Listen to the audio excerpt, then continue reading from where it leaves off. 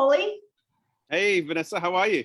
I'm good, thank you. I love seeing you. I love seeing you. That's very kind. It's been a bit too long between drinks, my friend. I know. There's been a fair bit going on, though, around the world. There's been a lot going on. Now, speaking of around the world, how are your family over in the UK? They are good, all well and healthy. A really different situation over there. And I've tried really hard in the last couple of weeks not to talk about this, but it's on everyone's. It's the first thing every time we make a call back to the UK. It's like, how are the numbers? How is everyone? You know. But they're all well. They are all out and about. Lockdown's finished. They have a massive number of people vaccinated. So Boris has just gone, hey, let's go. So that's good. The numbers keep going up with the cases, but that's their plan, you know. But everyone's healthy. That's good to hear. And you know, it's because they had Freedom Day, right? That's right. Only recently, yeah. It'll be good to think that we might be able to get to that point as well. Yeah. Be nice. And so you're still running the cafe?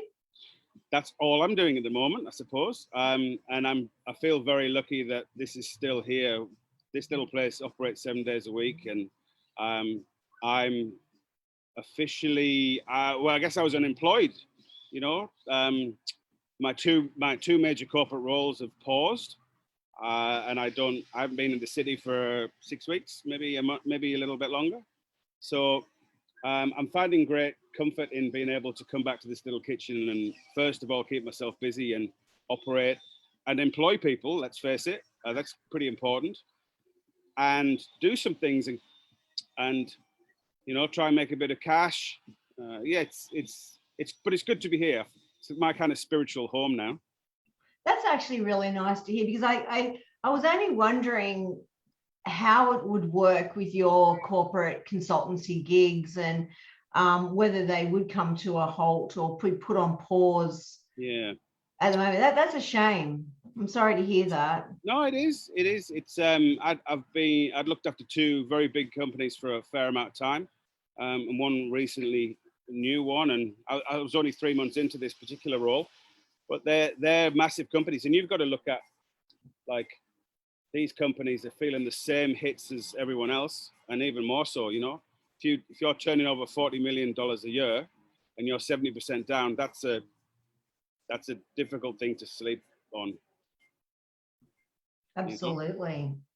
And in terms of product development and working in, you know, how are you using your time at the moment? I'm completely 100% hands-on, this little place. So we've gone from 7 staff to 2, and these girls are awesome, and I'm just producing. We're making I don't know, 200 liters of soup a week. We're hand making gnocchi and pasta, and just keeping active. And I'm not sure, I don't think anyone really knows when this whole thing's gonna even out. So all I really know is how to pedal. And one of the things I learned a long time ago is if you stop pedaling, you actually fall off. So just keep pedaling.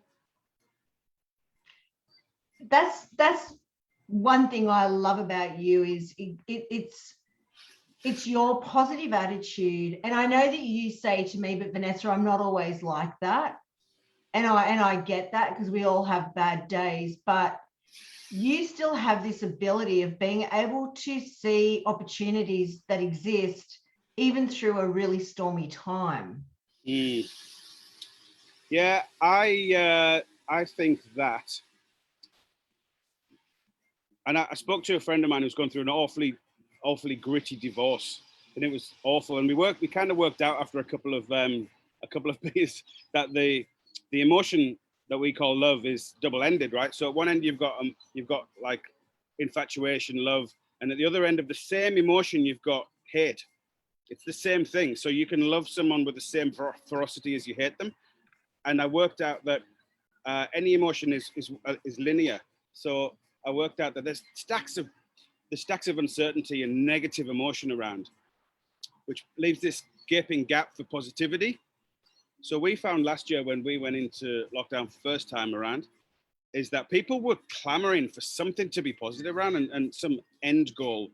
So the only thing that kept us going as a business last year was kind of reinventing this tiny supply chain where we would harness that positive sentiment and get people to gift packs and ready-made pasta meals to the hospital and the frontline workers, and then our employees would prepare them. And but that was that positivity because people were looking for, and there are always things, there are always opportunities, there are always things to do. You just got to keep finding them, in the weirdest places, right?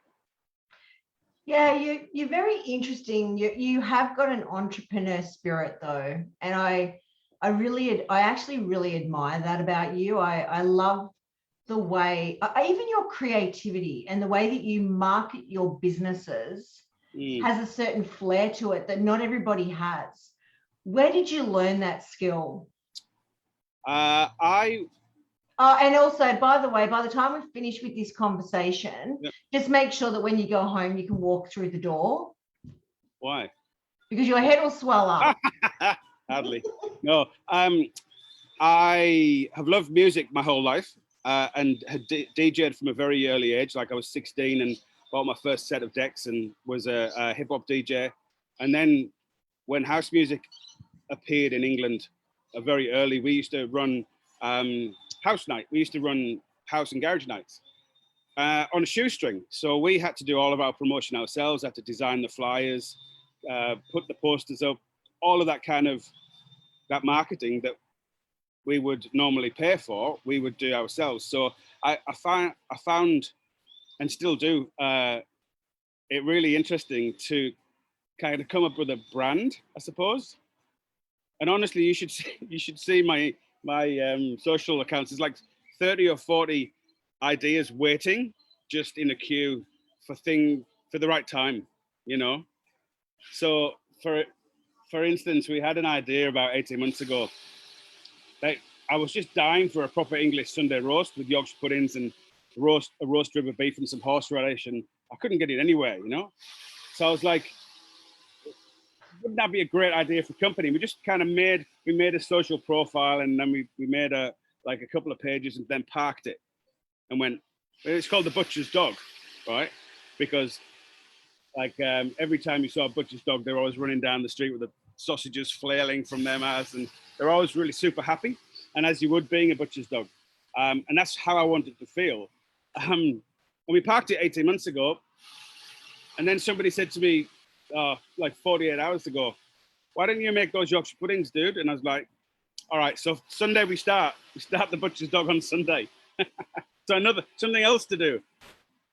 So you can pick up your Sunday roasts from Parklife. You can drive past and pick up a roast rib of beef or a pork loin. Yeah, So you're going to start that as of this Sunday? Yeah, we're going to do a couple of tests on Sunday and get some instant feedback and see how we go.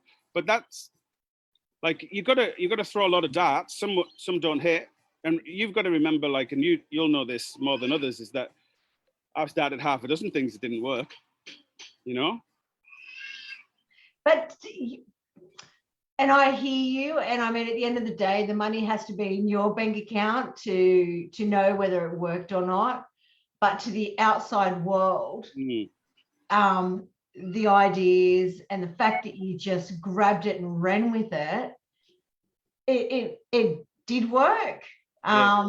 Well, that's perception, right? And that's the power of socials. That was a tough time. I mean, here you are, and we were talking before about social media and how you try to always put on a happy facade, and sometimes social media can be just that. It can be a little bit of a facade, right? But here you were working your ass off, basically. You were working around the clock. You were making egg and bacon spring rolls. You were using the best produce that you could get your hands on, making all of them by hand, and then you were going to different places and you were selling them. And I mean, you gave that a red hot go, and it was fantastic. Why do you think that it didn't work? I think for the same reason as the little fat meringue truck didn't work. And because it revolved around me. So one of the things I certainly have learned from the 3 years of park life is that if it revolves around one person, then if you remove that one person, it doesn't have the same punch, you know. And for the first year at Park Life, we would do 30% more sales when I was here. And I'm like, hang on a minute, that's just, and that's not any indication of how the rest of the team were doing. It's just that I had a vested interest in making more sales. So I would sell a second coffee. I would go to the park and talk to the people about what was happening, and whereas your staff may not have the same kind of hold. I think that working with the big companies, I learned about scalability, Vanessa. Right, so I learned sometimes ideas are great at this size, but if you want to make 100,000 versions of it, it sometimes doesn't work.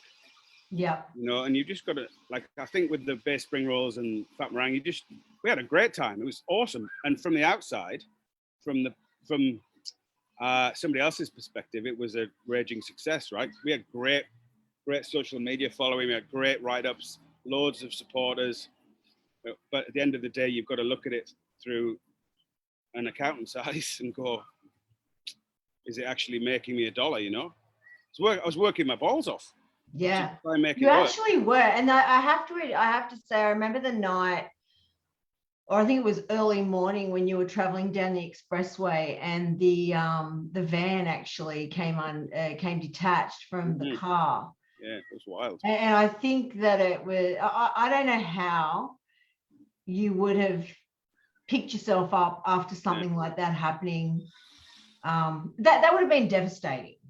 Yeah, it was. But like, I think that's happening now with almost all of hospitality, don't you think? That we're into this forced position where everything's stopped. And I think I said this last year, was that we've never really been in a position worldwide where we've had a forced pause. And a lot of people have gone, hang on a minute. Firstly, am I enjoying this? Is it making me any money? And at the end of the day, like, that's about it. Usually in that order. Well, it has been for me for a long time. But a lot of people are going, you know what? I gave it a red hot crack, and I'm done. And a lot of people have walked out of it and said thank you very much, which leaves gaps. Okay, so a little bit like the positive versus negative sentiment, because hospitality is so many people have been devastated and decimated. There are gaps. There's still the spend in the world. So nearly every restaurant in Terrigal's closed. The people still need to do something with their money. They still need to spend and buy coffee. So either you go, I'm done, or you go, okay, how do we grab this negativity and twist it and make it positive? Because it's the same thing. It's just the opposite end of the scale, you know? Yeah. Yeah. When you talk about somewhere like Terrigal, I mean, it doesn't matter where it is. It could be regional New South Wales, it could be anywhere. I guess that you and I are just both so in tune with the coast because that's where we come from. So we can identify with it really well. But you've got these businesses that work all year just to be open during the Christmas or the Easter period. And they're two major times that they've had no business. Like, it's got to be tough. I mean, you know. Do you think people are starting to? I mean, you and I know the kind of business numbers, like how small the net profits are in a restaurant, and high end, and middle of the road, and mum and dad operations. You know the numbers, like how much you've got to turn over to take home a wage. Does that have any longevity now? Like, people are going, hang on. Is this? Sorry, people are just sending me messages, making me laugh by sending me messages. I'll turn that off. It's actually really weird because on my screen, you keep freezing. Oh, is that right? Yeah, so I keep looking over to the Facebook live session to just see that you're not frozen on there. So like I know that, and I've walked into lots and lots of operations, like big operations, where that because it's moving, it's a constantly evolving beast, and it's really hard to take a snapshot of how are we doing, like what are the numbers today, because by the time you've taken that shot, it's changed, right? So I know that if I work really, really hard at this park, and we're talking percentages, if I work really hard and we keep all the numbers down, we keep our wage costs down, we keep our food costs down, we keep our overheads down, and everything kind of capped and making sure that we're juggling anything, we might conservatively do 10% net profit. Now that is industry-wide, that's probably twice what people are doing. Absolutely. If I'm honest, and like you'll know, chefs and restaurateurs that are working twice as hard as me and making 4%, or they're making nothing now. Well, they're making, the general rule of thumb was around about 2% bottom line. Like, why would you do that? And is that model broken? Why would you work so hard for 2% of what you? I think it's a really good question, and I guess it's based on turnover. Like, if your turnover is high enough and you're still clearing 2%, 40 million's enough. Yeah, right? Yeah. It's got to be up in the millions. I mean, for it to have worked. But majority of business owners in food service, the research, you come back to the research, and the majority of them aren't taking a wage at all. No. Yeah, they're working 70, 80 hours a week. Agree. It's just crazy. I mean, why would you wouldn't go out and work for an employer? No. And you've got to be worth something that you're kind of giving up to keep battling a dream. It's kind of one of my biggest, I don't know, it's a frustration, because you can see the passion that people have, and it is so passion driven, isn't it? Yes, it is. Like there's no way on earth I would do this if I didn't like it. I still don't understand people when they say to me, "Oh, I hate my job." Like, why are you doing it? Yeah. Like, I love my job. I would work for free. I love this. I love every day. I would too, but see, this is the problem. Yeah, that's right. Where you're going. Okay, yeah. So you have to value yourself. You have to value what you do. And one of the things that I've learned over the last couple of years, I've turned down lots of work because I didn't feel right about doing it, and I've put a value on what I do now, without being a smart ass or a big head. Like, I know that I can do some things, so you have to value what you do, otherwise people won't.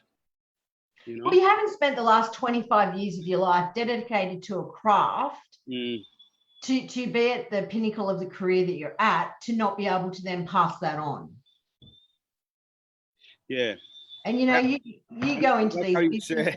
I like how you say pinnacle of a career. I'm sitting in a park at the moment.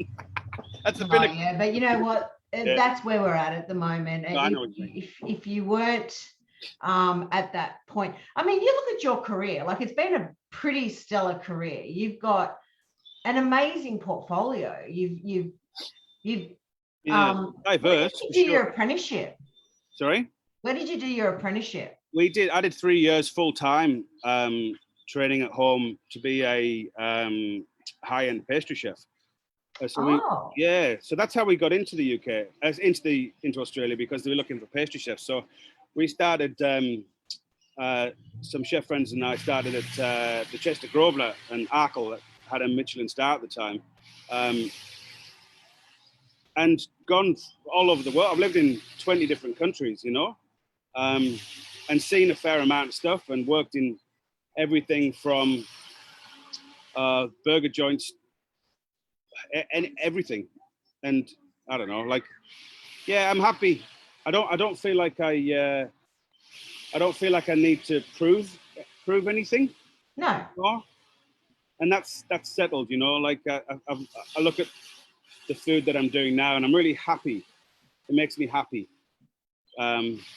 And I'm content that people enjoy what we do. You don't have to be everything to everyone.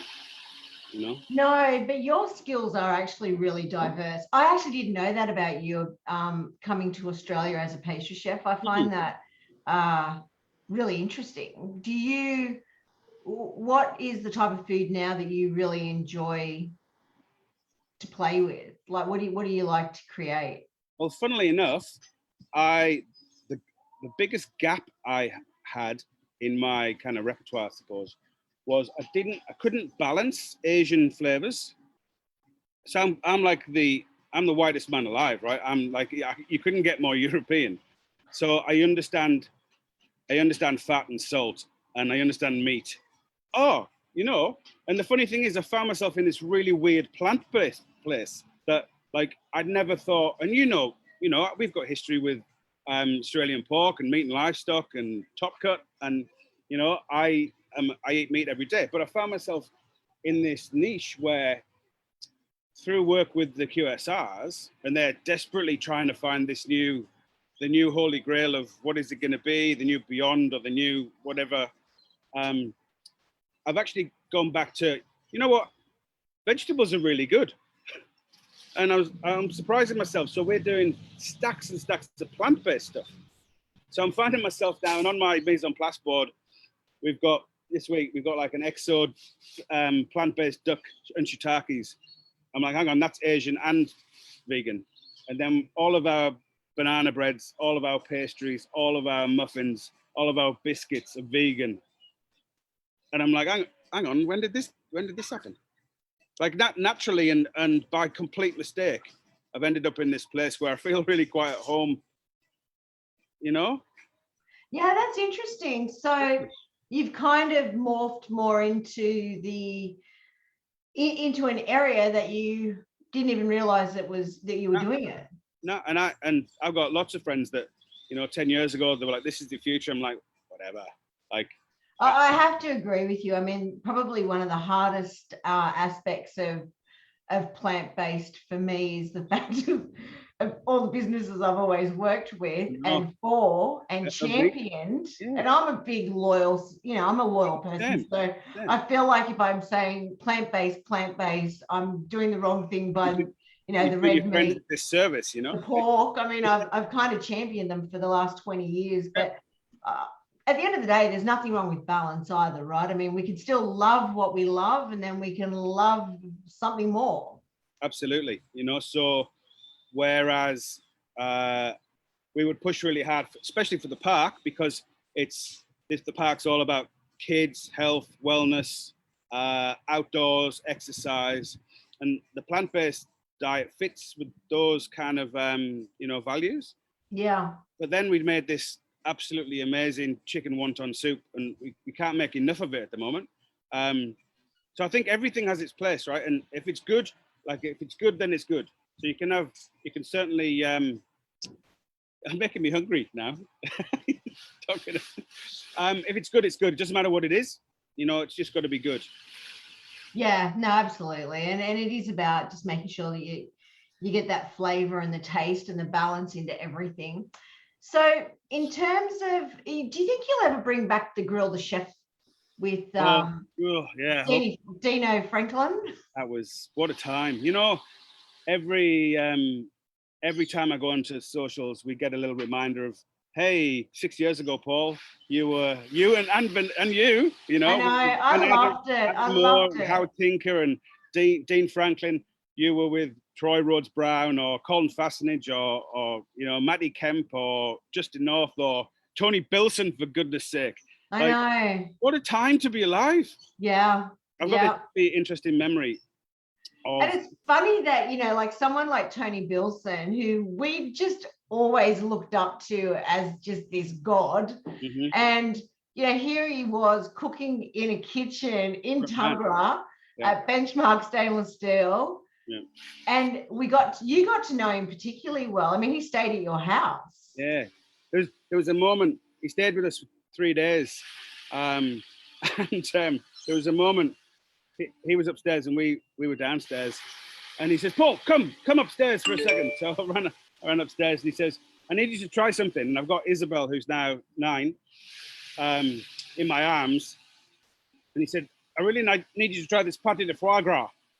And I was like, oh, yes, chef, no problem. So he just hands a piece to Izzy and she just goes, bonk. And I just, Nikki's behind me and she's taking a picture. And I took a mental snapshot and I was like, here's the king of French cuisine in Australia, feeding my little girl pâté, the most expensive ingredient we could find. It was $100 a kilo, I think, at that point. And I just went, this is never going to happen again. And I still got it in my mind, you know, I still got that moment. It was amazing. We had heaps of people stay at the house. We had Anna Polyview stay with her tribe, and we had, so the answer is absolutely. I think if Dino, and I know Dino would say yes, we would do it. Let's get out of this nonsense first, eh? Yeah, no, 100%. But it was actually amazing when you think about that Grill the Chef time, or that period, how much it was so before its time. You know, like we had, you know, you guys had organized these amazing chefs and they came up, and some of them weren't as well known back then either. Like they were just chefs in Sydney doing really different food that we just thought, well, you guys just thought was interesting enough that you could share it with the coast and Newcastle. Yeah. And we had chefs come from Newcastle and the Hunter as well. But it was really, and the ingredients and some of the, I think Colin Fassnage brought up some seaweed that he went and got out of Malabar or something, didn't he? Yeah. And he the succulents that he used in his dishes, you know, it was a really nice time. Yeah, we were lucky, I think, that, and we were really well supported by industry, you know. A lot of the suppliers would help with the ingredients, and you were with Top Cut at the time, I believe. Yeah, I was, yeah. So you would always help, and that made it easier. And I look back and think, wow, like, and honestly, some of those guys, you know, like Darren Templeman and Troy Rhodes Brown and Timothy Montgomery. Tim Montgomery, they, like, you know, some of these guys have become really firm friends of mine, and I would never, that would never have happened, you know. But it was special, yeah, really special. It's interesting, isn't it? I mean, the first time that you and I met, gosh, it was a long time ago now, but it was when you were teaching at Arimba. Oh, geez. And I think that we did a breakdown of a lamb. Dougie Piper, probably. Yeah. And you know, we started doing these master classes where we were going in and working with the teachers and the students and breaking down the lamb, and it was a lot of fun. Yeah. I think that's how Grill the Chef started, I suppose. That I came from teaching at Ryde, and I was there, I think, for 5 years. And you got to remember, at that time, we had 400 students, 400 international students, all very focused on getting through these high-end commercial cookery courses. So very driven, always on time, always clean, always, you know, yes, chef. And then we moved up the coast, and I started to teach at Wyong and Arimba. Yeah. And it blew my mind. And not only did I have to change how we taught, but there was more about life lessons for some of the kids that they didn't understand that they needed shoes. This is ridiculous. That they needed a pair of chef's shoes when they came in the kitchen, or and you know, a lot of those students still remain my friends. But I did notice that gap, the disconnect between industry, TAFE, and the kids. There wasn't something that brought them all together. But remember when we did Grill the Chef, we would have the chefs stay over, and then they'd do the Train the Chef the next day. That's right, yes. So we had Tony Bilson doing this amazing whiting mousse. And I remember some of the kids, and I can remember standing with some of the kids, and these are all 15, 16, 17-year-old students. And I was like, guys, like, so drink it in, man. Drink this in, because this will never happen again, you know? You know, Well, and that's the truth, right? just talking about how, you know, what's happening and why he blends the whiting like this, and what happens when the egg whites go in, and why you don't put the cream in just yet. And they're all just like, wow, you know. And Anna Polyview was the same. Yeah. It was insane. And she's like, you know, one of the biggest stars in food now. Yeah, it was pretty amazing. And then you went on to work at Julie Goodwin's. Yeah, that was a lot of fun. Julie put a lot of work into that place, and again, she's one of the businesses that's who can't operate, you know. So yeah, I was with Julie for 18 months, her resident chef there, and that was amazing time. And hopefully that will bounce back, you know. Yeah, absolutely. I mean, I remember when I first started at Game Farm, and we ended up doing a workshop at Julie's kitchen with you and introducing the people that worked at Game Farm to the products that they were selling, because some of them had never tried quail or spatchcock or pheasant, or where, we discovered those quail tulips, right? Yeah, they're a terrific product. They're a great product. I mean, look, Game Farm's a fabulous company. You know, you got to feel sorry for these suppliers and producers as well. You know, at the moment, it's the entire industry is doing it really tough. But you know, so then from Julie's Kitchen, you went on to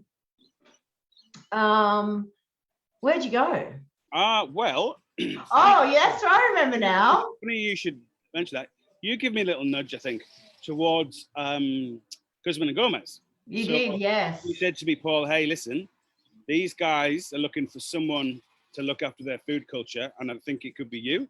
I was like, what do I know about Mexican food, man? And you went, just do me a favor and give it a crack. And I was there for 9 months, and like, what a roller coaster that was. And look where they are now. They've floated on the stock exchange. They are the busiest QSR I've ever seen. Like we went for takeaway to their place in Erina, and they had 20 people on the line. Yeah. 20. And they were absolutely pumping.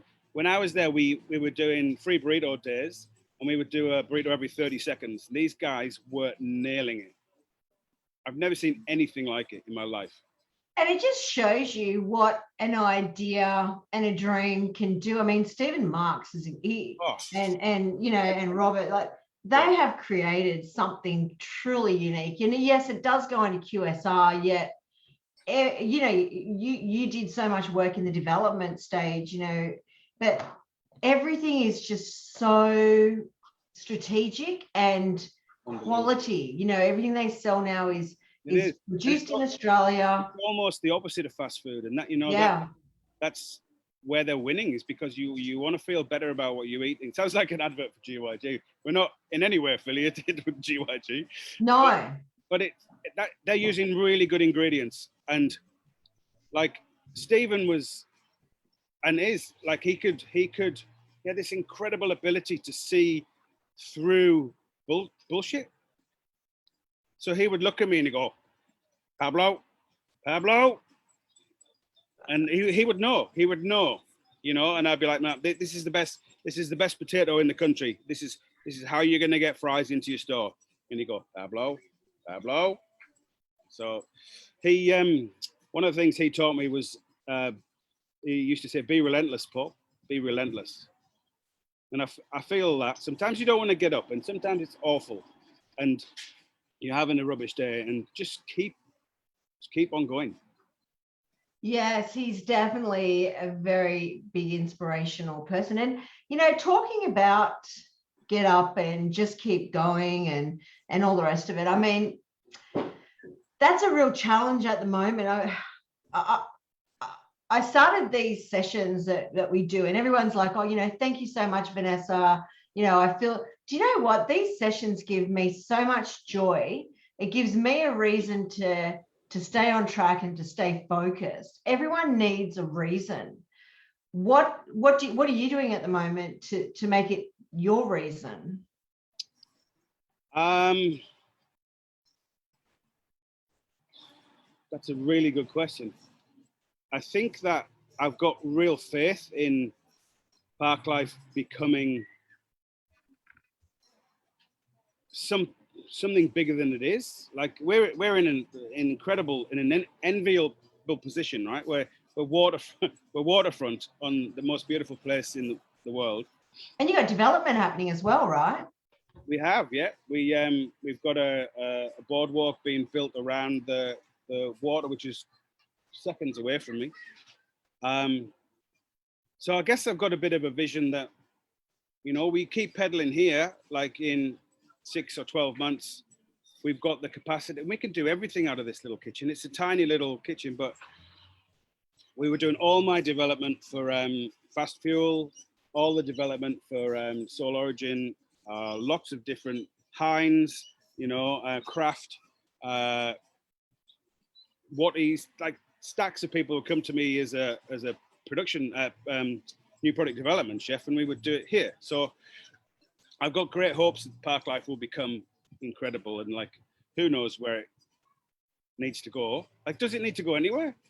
It needs, like, I feel like, do you know what I mean? Like, it doesn't need to be a franchise. It doesn't need to make $1 million. It just needs to pay the bills and make people happy. That's where we are, right? Like, I love the way though that you're kind of one of these people that always resonate with me, that it doesn't matter whether you're the executive chef or whether you're the man or the woman taking out the garbage. sure. Do it properly. Yeah, man. Be the very best you can be at whatever role it is in life that you're doing. Yeah, yeah. I remember that there's a story about Thomas Keller when he was at the French Laundry, and he used to walk around the grounds and pick up the cigarette butts before service. And I just thought, man, like, if you can put that, if he can do that, well, I should be doing that. So all of us here will all wash up. We'll all garden. We'll all clean. We'll all, you know, make coffee. And like, yeah, man, you've just got to. We're only here for a short while, Vanessa, man. You've got to make it good, right?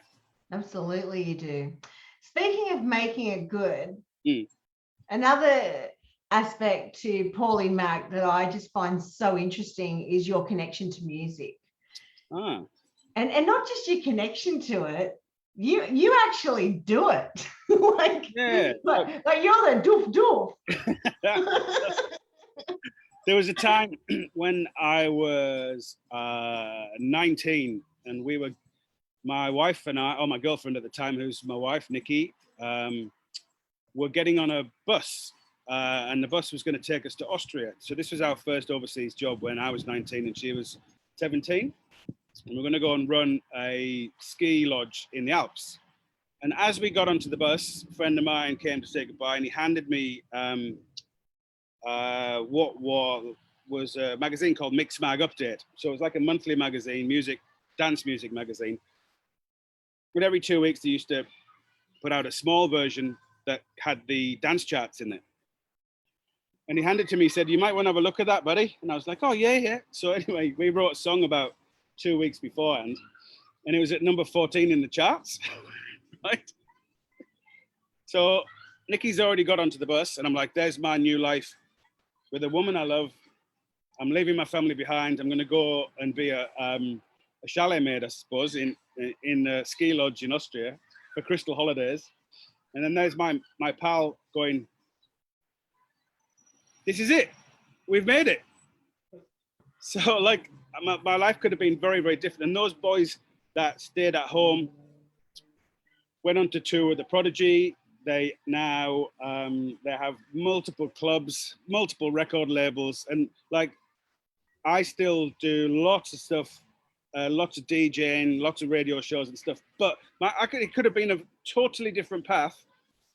But I that's where I go for my kind of my solstice and my time out, is like, when when work is gone, I'll go and try and sneak an hour and play some tunes, and, you know, yeah, it could have been a very different life. But I certainly enjoy where I ended up, you know?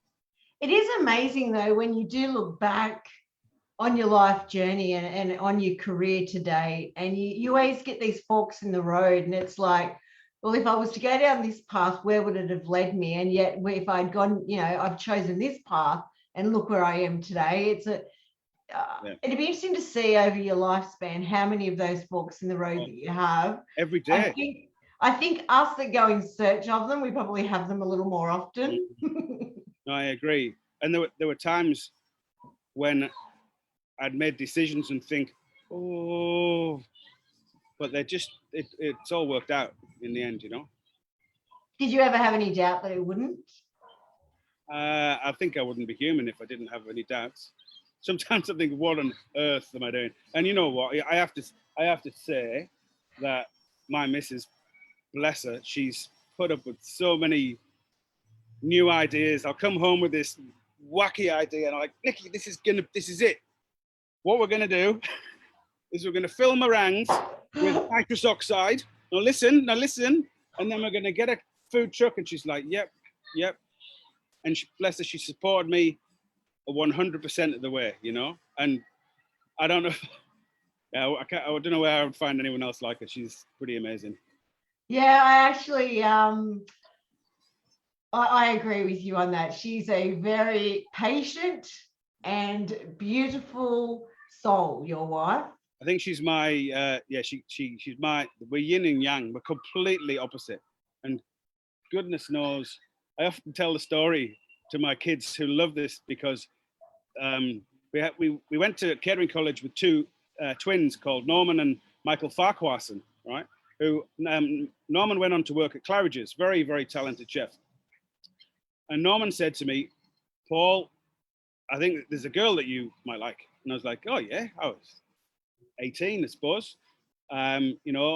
Fresh into my City and Guilds, 7062 or whatever it was. And he said, that girl over there, and he pointed me to this girl, she had beautiful, long hair, curly hair. And he said, go and have a chat. And I was like, nah, no way, man. Nah, out of my league. Anyway, they locked us in the fridge together for an hour. And we got talking, and she was like, she was in the class below me. And that was it. Is that true? So that's how you got to know each other, was like you had to keep her warm with your body. I can't possibly tell you what happened in that fridge. That is so funny. It's lovely though, isn't it? It's a beautiful story. Any wonder your kids love hearing it. Yeah, I think they just like Norman's name. I think they love the Farquharson part. It's a different name, that's for sure. But she's been your rock. She's been there beside you for how many years now? 20 odd years. Oh, plus, mate. Yeah, longer than that. Like 30 years now. God, and you're still only 35. That's amazing. We were very, very young. Sammy and Julie and who else? Anna Jane Dalton. We've had a few people on the chat today saying hello, and I think they've enjoyed hearing your story and listening to our conversation. And, I think that at times like this, it's really important that we lean into our connections and just chat, there's so much to be learnt from each other. Yeah. Always. Yeah.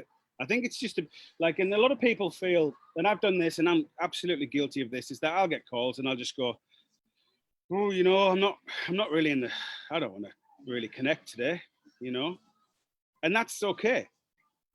Because there's a lot of stuff going on, and it's okay to feel a bit like that now and again. But you do have to keep those connections alive, because at the end, when we get through this, that's what will propel us through the next part. We've got to just keep on keeping on, and keep those connections close. Absolutely. No, it's human connection, the human spirit is the most important thing at this time. And, it's very easy to have good days and it's much easier to have bad days. But I think that if you just reach in and we all lean on each other and just have a conversation, it's amazing how much better you can feel. I agree. I completely agree. Speaking of which, I was going to bring up a funny story that I thought everyone would really like, because it kind of, it has kind of always, I don't know, it's been a metaphor, I guess, for our relationship and friendship over the years. But Pauly, you had chickens at one stage. we did have chickens, yes. And you had veggie gardens, and you were going to be this whole self-sufficient, and it was all right. I'm like, well, listen, my parents have got chickens, and they would love you to have some of their chickens, and they're not roosters, they're all chickens. Very kind. It was a very kind offer. So we drove to your mum's place and picked up these tiny little things, and we had a romantic story of having this catered house in Avoca when we first arrived. We spent everything, and I remember Anthony Smith from Ride Tafe helping me out, ticking the boxes on the mortgage application. And we bought this house, extended way beyond our means, but we were like, we're going to do this. We're going to be fully sustainable. This is 10 years ago. And we're going to build this chicken coop. And I've got chickens, I can help you out with this. Got the chickens, and I think we had Izzy, who was very, very small at the time. And we would take her down to feed the chickens, and we were laid in bed one day. And Nikki was like, "What's that noise?" It's like, well, they weren't chickens, Vanessa, were they? So two of them are roosters. And I pretended that I was going to take them away to a farm, and I couldn't hurt them, you know. No. So there are two roosters wandering around Avoca Beach still. They were the McAvoy roosters. Yeah, that's right. It was very funny. It was very funny. But, you know, we've had a lot of laughs over the years. I mean, it doesn't matter what we're doing. We always seem to be laughing and enjoying each other's company. And, you know, it's great to catch up with you today. It's actually nice to see you. I know. It's, you know, like text messages are nice and phone calls are nice, but it's good to see each other's face, you know. And you know, I love the spread. I love the vegetables that you've brought with you today. Yeah, it's pretty impressive, isn't it? Do you think that the basil looks real? I can smell it almost. It's actually probably some of my favorite ingredients. We've got chili, basil, spaghetti, pasta. What else? There's a lot of good stuff there. Some salt and cheese. Very nice. Olive oil. Yeah. There's an arrabbiata going on there with some chilies and pasta. Yeah, very nice, Jeff. Very nice. Exactly. Well, anyway, listen, my friend, you take care of you. And you. And hopefully we're out of this in the near future. Let's have a big party. I already said we're doing paella on my back veranda. Oh. So you are so here. Count me in, mate. Count me in. Lovely to see you. You as well. Thanks for inviting me along. Pleasure. I loved having a chat. Take care. Good to see everybody. Okay. Bye, love. Bye-bye.